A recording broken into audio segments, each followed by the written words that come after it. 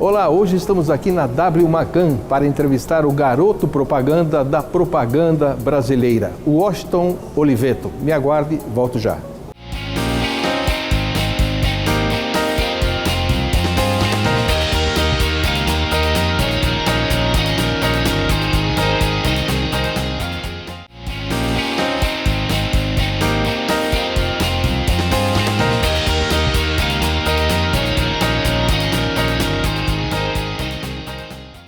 Como eu disse no início, estou aqui ao lado do genial Washington Oliveto. Washington, obrigado por nos receber aqui na W Macan.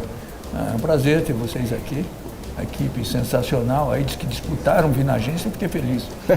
um palmeirense, um corintiano e um São Paulino. Corintiano tem sempre mais, Corintiano né, do que tem normal. Um monte aqui, apesar que o meu sócio Paulo Gregorassi é palmeirense. É palmeirense, por isso boa gente também, né? Ótimo. Eu estive outro dia com dois ícones da propaganda, o Roberto do Alípio, que você conhece muito bem, e o Alex Pericinoto. E a pergunta que eu fui procurar saber com eles é sobre uma pergunta que uma grande emissora de televisão me fez: como construir um ícone da comunicação, como você fez, por exemplo, com o garoto da Bombril. A resposta deles três, mais ou menos, batia com o seguinte: é muito obra do acaso. Eu falei, com exceção do Washington Oliveto, porque só você tem o garoto da Bombril, tem o cachorrinho da COFAP, tem os gordinhos do DDD, não é isso? Então, eu te pergunto, como é que se constrói um ícone da propaganda? Bom, primeira coisa, eu tive o privilégio de começar na publicidade quando, por exemplo, esses três senhores que você entrevistou já tinham profissionalizado a propaganda no Brasil, deixando uma condição muito favorável um garoto como eu era naquela época com as minhas ambições. Devo muito a eles, ao Roberto, ao Alex, ao Luiz Salles, todos. Eu te diria o seguinte: eu acho que no negócio da propaganda a palavra-chave chama pertinência. E cada caso é um caso, e em alguns casos, sem dúvida nenhuma, a construção de um personagem, seja um personagem protagonizado por um ator, seja até protagonizado por um bicho, como eram os cachorros da COFAP, tem muito a ver com a característica e a necessidade do produto.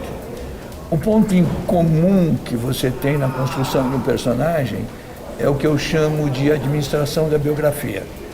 Para você criar um bom personagem, você tem que saber imaginar a biografia daquele personagem, saber imaginar, mesmo você trabalhando só com o presente, como foi o passado dele e como vai ser o futuro. Quando você chega nessa administração da biografia, muitas e muitas vezes você chega na construção de um personagem sólido para durar muitos anos. No caso do Bombril, 35 anos no ar.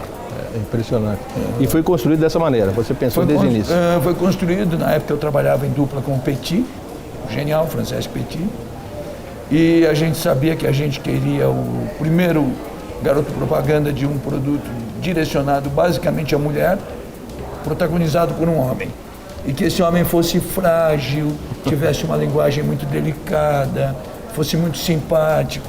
Tinha uma série de características que construíram o personagem.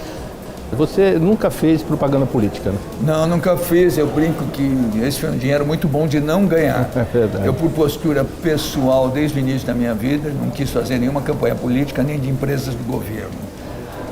E mantive isso depois, quando fiz a minha primeira agência, mantive isso na W Brasil e mantenho isso aqui na W Macan. Agora, o que você acha da propaganda política? Que é praticamente um terrorismo eleitoral, na minha opinião. Né? É uma coisa tecnicamente bem feita que convence as pessoas a votarem em determinado candidato e que depois, com as regras atuais da propaganda brasileira, não dá para devolver o produto, né?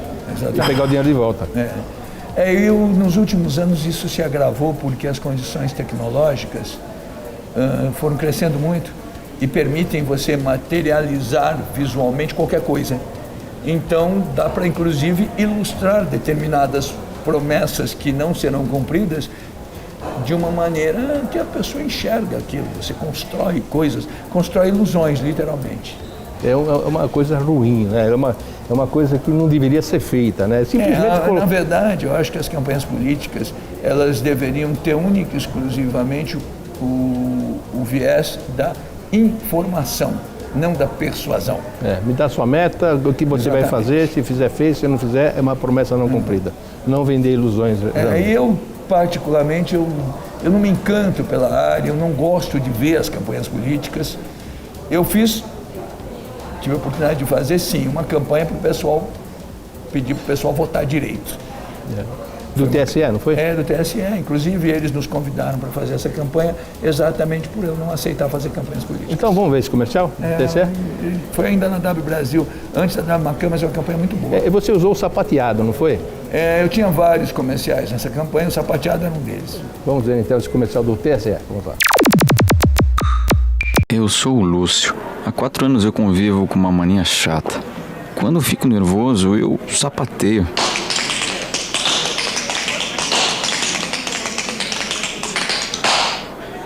É sem querer. Eu não consigo me segurar.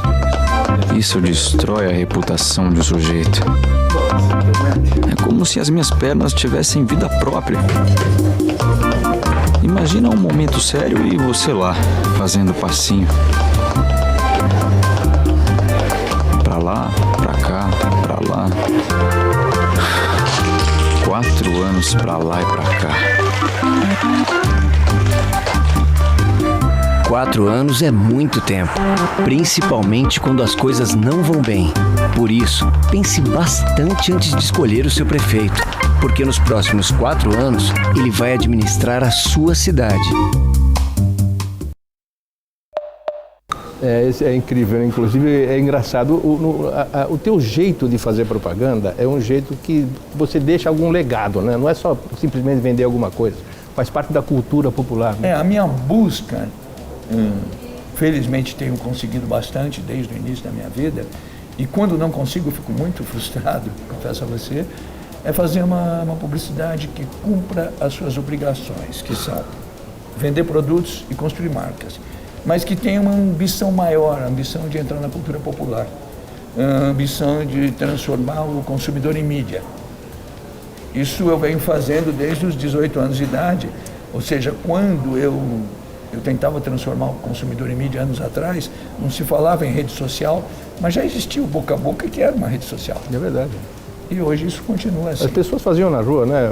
Eu lembro a minha avó, numa época antes da televisão, ia para a rua, as vizinhas encontravam com ela, era uma rede social. Exatamente. Fazendo fofocas. O que mudou é a tecnologia.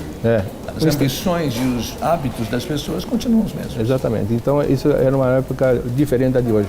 Uma outra coisa interessante, você que é um dos maiores especialistas do mundo, né? Do Hall da Fama de Nova York, de Washington, etc., a gente vê muitas empresas muito interessadas em participar de redes sociais.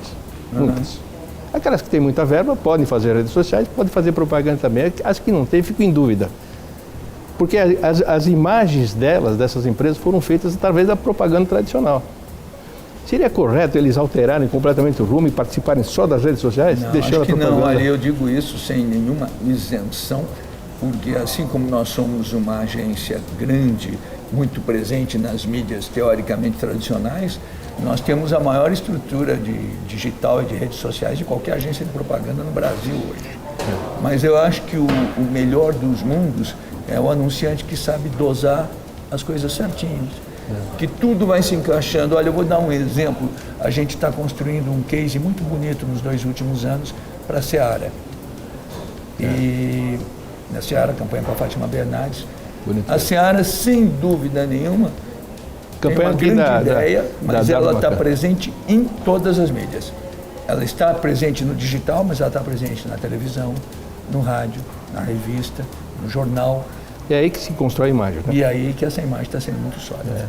Acho que você começou como propaganda? Quando foi o teu primeiro start? Eu quero ser publicitário, né? Olha, eu costumo dizer o seguinte, acho que todo mundo nasce para fazer alguma coisa bem feita na vida, mas são poucos os que têm a sorte de descobrir qual é essa coisa. Eu tive a sorte de descobrir o que eu poderia fazer direitinho na vida na adolescência, na somatória de 2 fatores. Eu aprendi a ler muito cedo, aprendi a ler com 5 anos de idade. E aí criei o gosto pela leitura, o gosto da leitura te leva para a escrita. Então eu, na adolescência, eu sabia que eu queria fazer alguma coisa que contivesse o gesto de escrever. Por outro lado, eu admirava muito o trabalho do meu pai, que era um bom vendedor. Meu pai vendia pincéis, ele era representante da fábrica de pincéis Tigre. Na adolescência eu percebi que aonde misturava escrever com vender e vender com escrever era na criação da publicidade. Naquele momento eu tive a sorte de a geração anterior, que você citou na abertura do programa, já tinha profissionalizado a propaganda brasileira.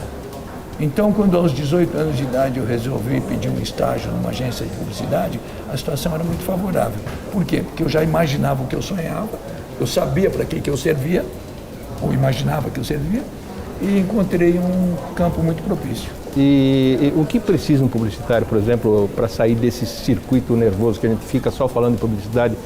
Talvez pegar um ônibus de vez em quando, ir no metrô, ir na feira? Sem dúvida alguma, precisa principalmente não ter preconceito com a informação. Você pode até ter predileções, bem possivelmente eu gosto mais de jazz e de música popular brasileira do que de outro tipo de música, mas eu tenho que ouvir o Wesley Safadão. Eu tenho que saber que existe, tenho que estar antenado, tenho que ver. Até sairia um comercial fantástico uma música desse. Sem dúvida nenhuma. Quantos já foram feitos? Não ter preconceito com a informação, eu acho que é um grande patrimônio para você se transformar num publicitário efetivo. Isso vale para o mundo inteiro. A publicidade, seja qual for a tecnologia, seja qual for a mudança, ela sempre vai depender de uma coisa muito simples: grandes ideias. Para gerar grandes ideias, elas têm que ser adequadas. Então, nós somos adequadores de linguagem. Para a gente ser um bom adequador de linguagem, tem que conhecer todas as linguagens. E sempre muito simples. É aquele famoso, como é que eu não pensei nisso antes? Outro dia me perguntaram como é que se faz um publicitário conhecido, famoso. Eu disse, olha, é muito simples. Basta você fazer uma porção de campanhas que pareça que não existiu o autor, que foi o próprio produto que fez. A boa publicidade, você olha e diz assim, puxa, esse produto só podia ter essa publicidade. Se você conseguir fazer um monte de campanhas que parece que foi o próprio produto que fez, aí todo mundo vai querer saber quem fez. Pois é. Eu acho que o primeiro bloco com você é sempre muito rápido, o tempo passa rápido, né? Com você é muito gostoso fazer entrevista. Então vamos ao segundo bloco, onde nós vamos mostrar aqui alguns dos seus clássicos da propaganda. E um também, ou dois, aqui da W Macan. Até já.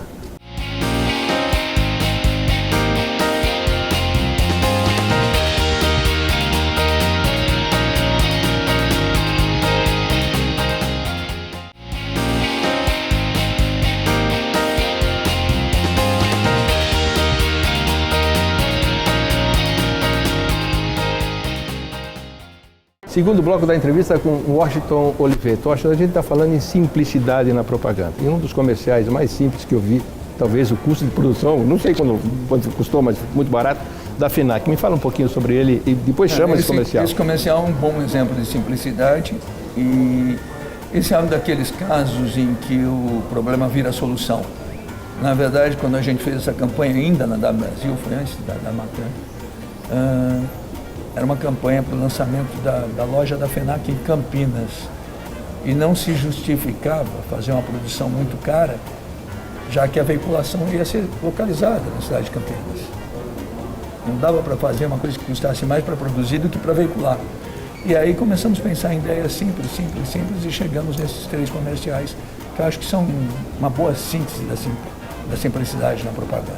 Então vamos ver lá o comercial da FENAC. Vamos lá.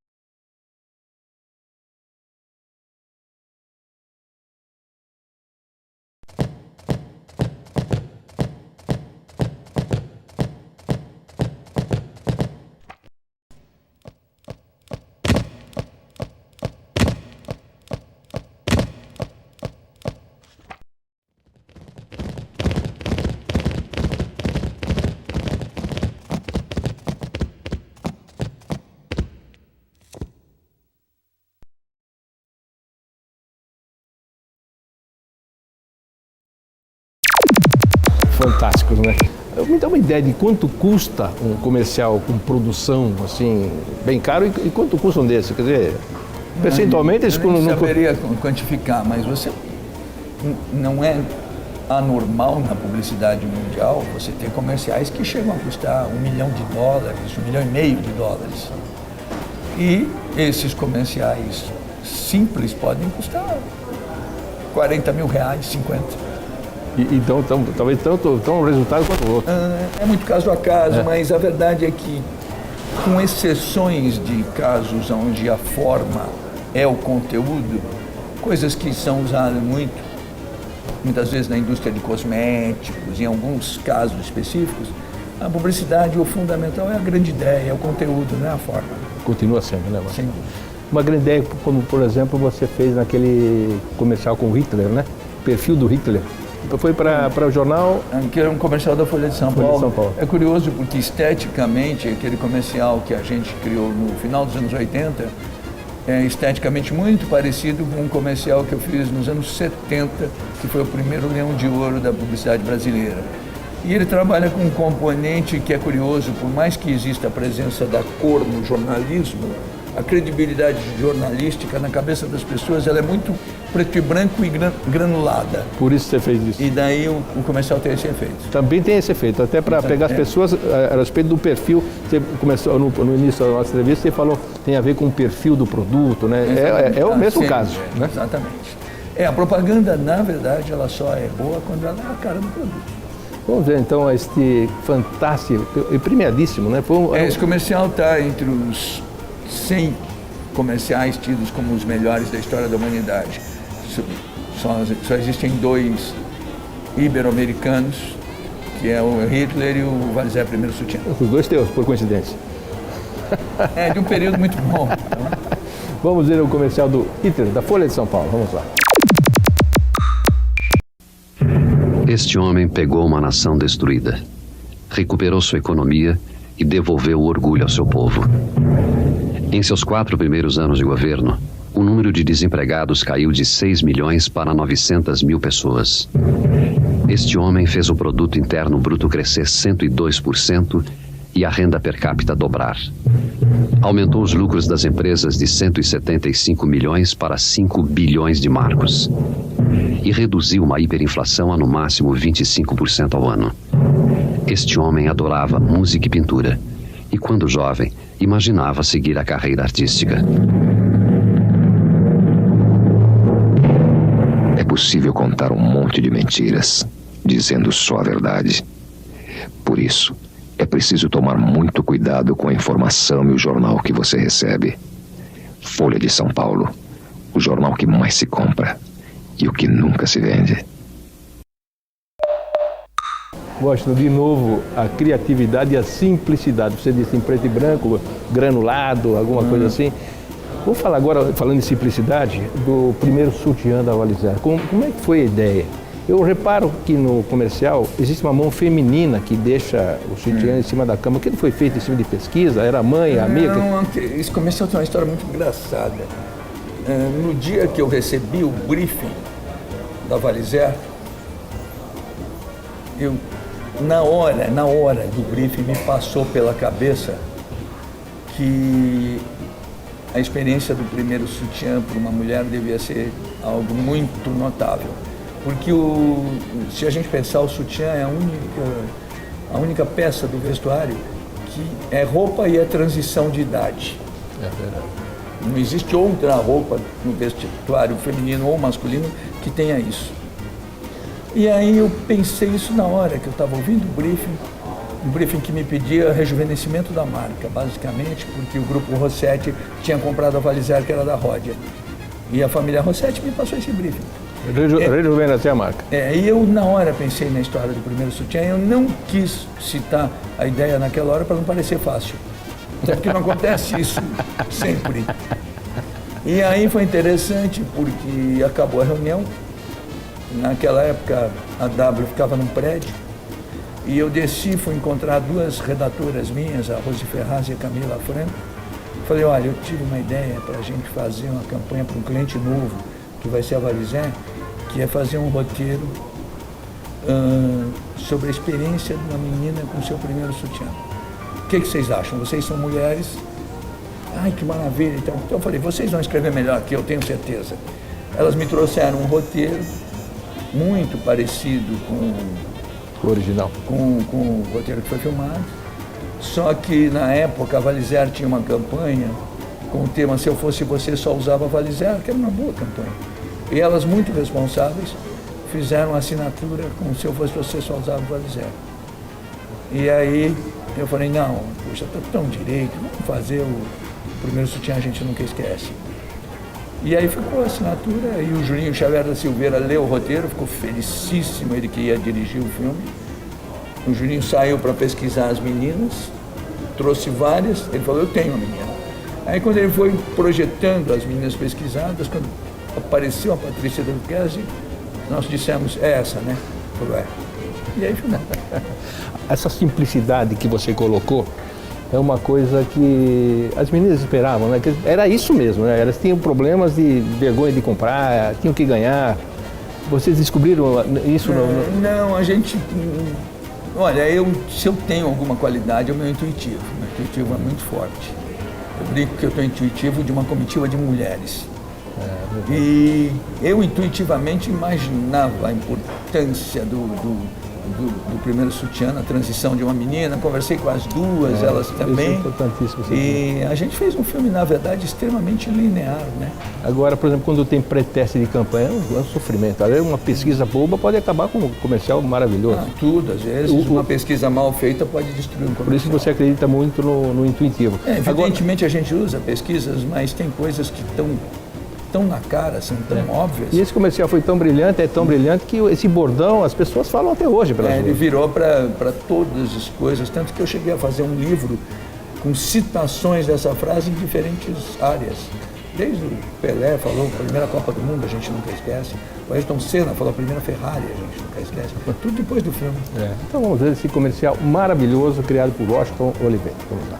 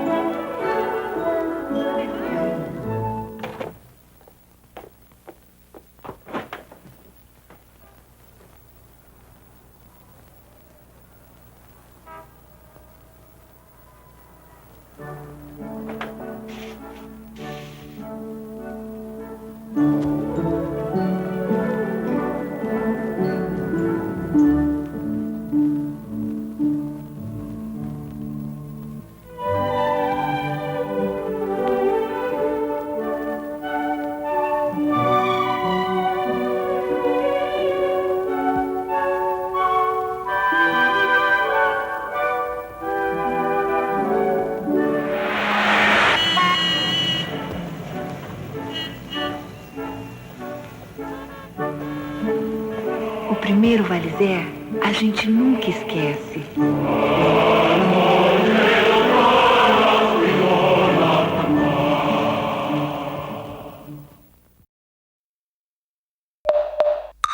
Que coisa, é um comercial que emociona as pessoas até hoje, né?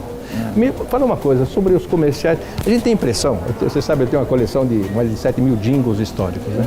A gente tem a impressão que os comerciais antigos, dessa época, não muito antigos quanto esse, quanto outros, são melhores do que os de hoje. A gente tem uma memória seletiva, só tende a lembrar do bom, é isso mesmo? Eu acho que tem um pouquinho de memória seletiva, a gente sempre lembra do bom.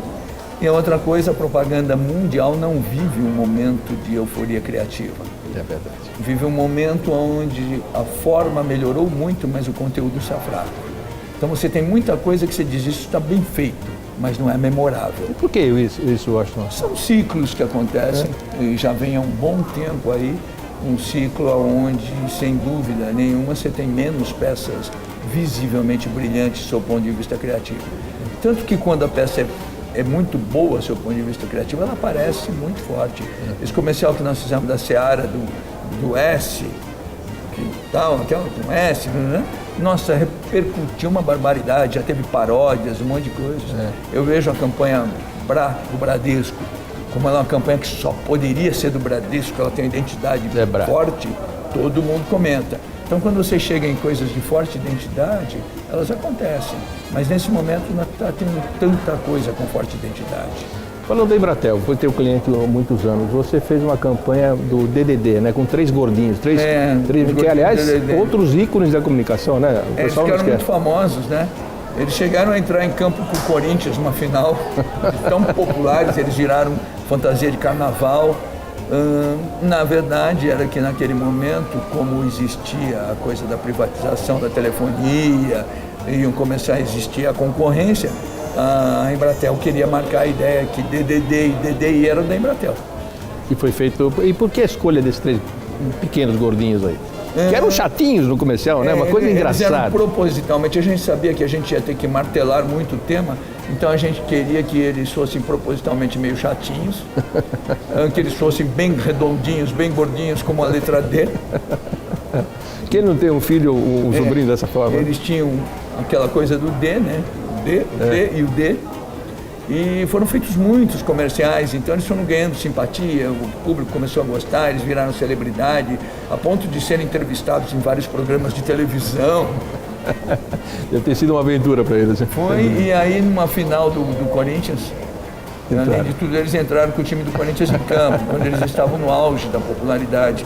Tanto que naquele ano eles foram a fantasia de carnaval mais vendida, mais consumida.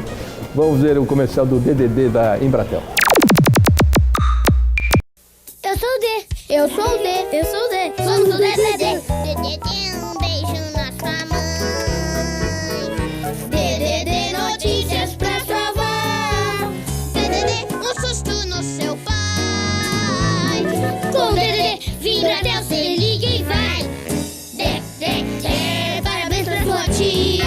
DDD, desculpas pra sua noiva. DDD, boa noite pra uma amiga. Com o DDD, Embratel, cê fica e rica. DDD, um abraço no colega. DDD, uma bronca no irmão. DDD, lembranças pra sua prima. Além de ser barato, ainda rima. DDD, um alô. Embratel, liga pro. Se não ligar, a gente vai continuar a cantar. DDD, um beijo. DDD via Embratel. Ligue já, já, já. Esses gordinhos, esses meninos realmente são engraçados. Quem não tem, como eu disse, um sobrinho, um filho dessa forma. Eu queria agradecer muito a sua gentileza de nos receber aqui na tua nova casa. Desejar todo o sucesso do mundo, mais ainda do que você já tenha, né? Você sempre diz nas entrevistas que a vida foi muito generosa com você. Eu digo sempre o seguinte: Deus ajuda quem trabalha, né? Então, por isso que a vida tem sido generosa. Parabéns pelo trabalho. É um prazer ter vocês aqui na Dabacan. E sempre que vocês precisarem da gente, conte comigo. Obrigado, Washington. Obrigado por tudo. Esse foi o grande e genial Washington Oliveto, que deu um show de muita competência e muita simpatia. Eu espero que vocês tenham gostado e até a próxima. Tchau.